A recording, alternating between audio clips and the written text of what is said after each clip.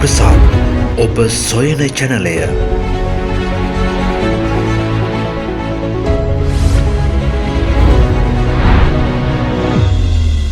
වර්තමාන නව අධ්‍යාපන ප්‍රතිසංස්කරණ මගින් දරුවා වෙනුවෙන් විශාල කාර්යභාරයක් කිරීමට අපේක්ෂා කරනවා. අපිට පේනවා දැන් මේ දවස්වල මේ අධ්‍යාපන ප්‍රතිසංස්කරණ ගැන සාකච්ඡා වෙමින් පවතිනවා. ඉතින් දරුවන්ගේ චින්තන කුසලතා, නිර්මාණාත්මක හැකියාවන්, ඒ වගේම තාක්ෂණික දැනුම ඊළඟට ජීවිතයට අදාළ වෙන කුසලතා වර්ධනය කිරීම තමයි මේදී බොහෝ වශයෙන්ම අපේක්ෂා කරන්නේ. ඉතින් ඒ අනුව දරුවා වෙනුවෙන් මේ දවස්වල විවිධ ක්‍රියාමාර්ග ගෙන එනවා. අපිට දැන් වැඩිපුරම අහන්න ලැබෙනවා මේ වර්තමාන අධ්‍යාපන ප්‍රතිසංස්කරණ යටතේ දරුවන්ට දඬුවම් කිරීම පිළිබඳව. ඒ කියන්නේ දරුවන්ට කායික මානසික හිංසාවක් නොවන පරිදි දරුවන්ට කිසිම දඬුවමක් කරන්න එපා කියලා තමයි කියන්නේ. ඉතින් ඒ නිසා දැන් මේක සාකච්ඡාවට බඳුන් වෙමින් පවතින වර්තමානයේ හුඟක් වෙලාවට අපිට මෙතනදී කියන්නේ දරුවාට ශාරීරික දඬුවම් පමුණවන්න එපා. ඒ වගේම මානසිකව දරුවා වැටෙන විදිහට අපහාස කිරීම, ඊළඟට විවිධ ඉදිරියේ දරුවා අපහසුතාවට පත් කරන විදිහේ දඬුවම් දරුවන්ට දෙන්න එපා කියන එක තමයි මෙහිදී වැඩි වශයෙන්ම කියන්නේ. දැන් මොකද දරුවා අපි දන්නවා කවදා හරි සමාජයට යන අනාගත පුරවැසියෙක්.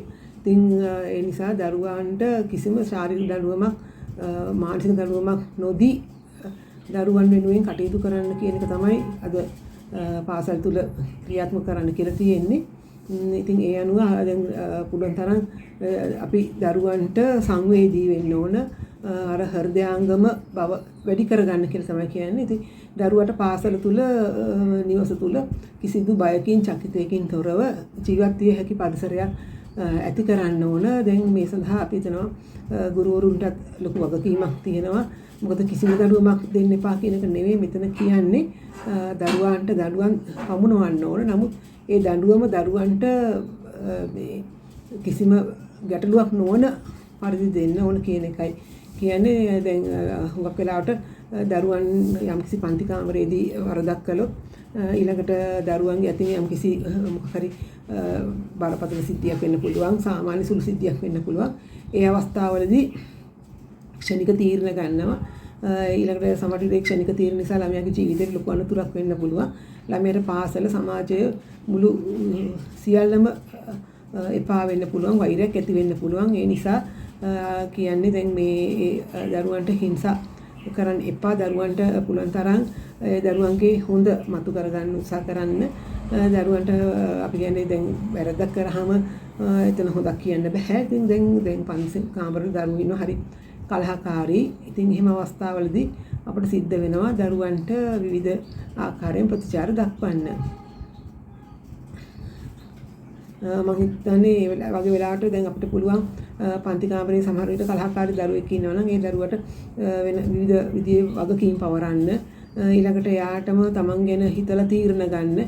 ඒ වගේ දෙයක් කරොත් අනාගතයේදී තමන්ටත් අනිත් අයටත් වෙන්න පුළුවන් හානිය, ඒ වගේම තමන්ගේ පවුලට විය හැකි අපහසුතා, ඒ වගේ දේවල් දරුවන්ට පෙන්නනවා. එතකොට දරුවන්ට තමන්ටම පුළුවන් තරම් හිතලා බලලා කටයුතු කරන්න, මඟ පෙන්වීම කරන්න පුළුවන් නම් හොඳයි.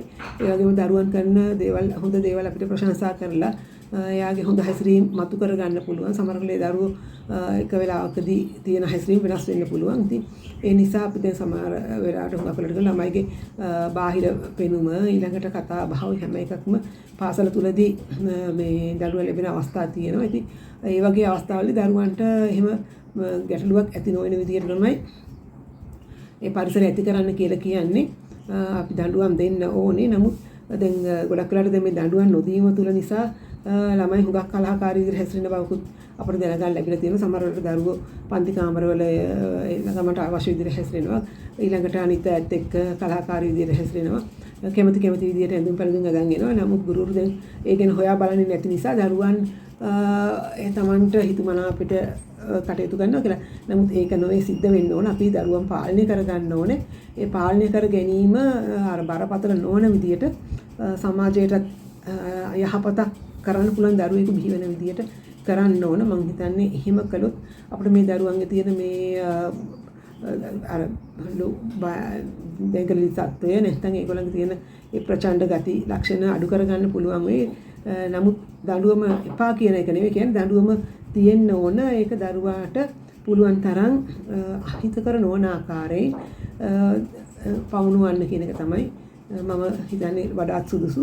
මම හිතනවා ඒ විදිහට අපි කටයුතු කරොත් කාටවත් කරදරයක් හිංසාවක් නැතුව දරුවන්ටත් පාසල ප්‍රියමනාප තැනක් වෙයි. ගුරුවරුන්ටත් දරුවන් එක්ක සතුටින් තමන්ගේ පාසල් කටයුතු කරගෙන යන්න පුළුවන් වෙයි කියලා. ස්තුතියි.